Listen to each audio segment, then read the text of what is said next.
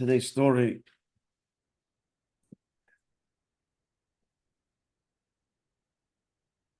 It's a famous story. You may have heard it.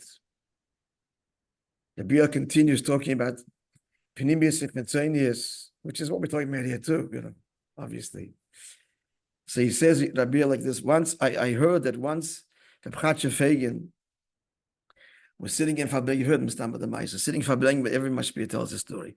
Was sitting in Fabrengen with Bach, and it was a very inspiring Fabrengen, and Rabbi Chassidic was speaking about, the Chassidic Fagin was speaking about very serious and Pnimis Dikinyonim, and the Bachim were very inspired. And it was such a deep, demanding Fabrengen that some of the Bachim started to cry. Was it hearing as they were deeply introspective and demanding from themselves sincerity, Pnimius. In the words of Rabbi, they felt how the matzav wasn't good. The Beruchnis and Pashit, it's when the Geya, it touched them so deeply that they was crying. All of a sudden, the Bacher who was stationed outside to watch the sea, that there were no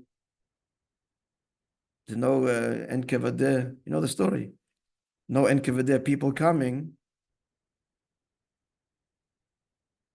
This is under communist Russia. So there was always somebody on guard watching outside, and he sees in the street someone's approaching the house. So it was a signal, whatever, break up the Fabrengen, they're going to be discovered. So Yain Kosher Pachad Mefiga, even strong wine, fear dissipates the effect of the wine. And everybody in a second, where they're going to hide, where they're going to run. But how to run, because if they all do it together, it's going to create a ruckus and create a tension. In seconds, you have to everybody to find it. So it turns out at the end that the guy moved on, or he wasn't an Inkivide officer. So he kept on walking further, or drove off, whatever it was, and the Fabrengen resumed. So Rabbi Chassidic said, why was it before, when we were speaking about Dinyan Mavedas Hashem, everybody was beside. What was the result? The result was tears, crying. What happened now, we were afraid that the KGB is coming and we're going to be facing 10 years in Siberia. Everybody stop crying, which is more danger. Like what's your spiritual failing? You're fine boys, yeah? Your spiritual failing, you were crying. But when it came to your possible arrest in 10 years Siberia, no one was crying. And we should be crying even more then. That's when the weeping should begin. Now, what's the answer? Said Rabbi Chassidic. So when we're speaking about the Ruchnistic failings, no words.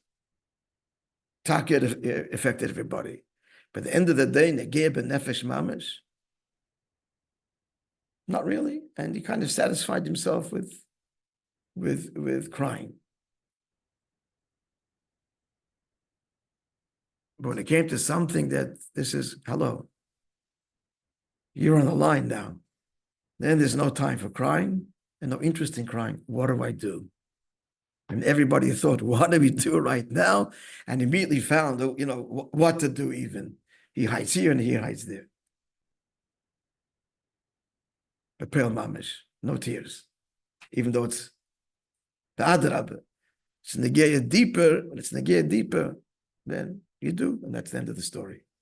So Rabbi concludes that this brings out Pnimius.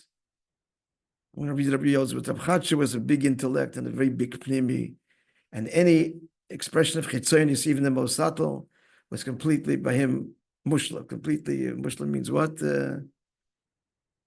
Agifrekt in Yiddish. Completely not in his world and intolerable. So he felt, he's spelling out the obvious about that the tears and so on, it was emes, but not nish be'emes mamish. Because it's be'emes negeya, then what? Action is what counts. All right, Yidden. Have a wonderful day. Psudas Tovas.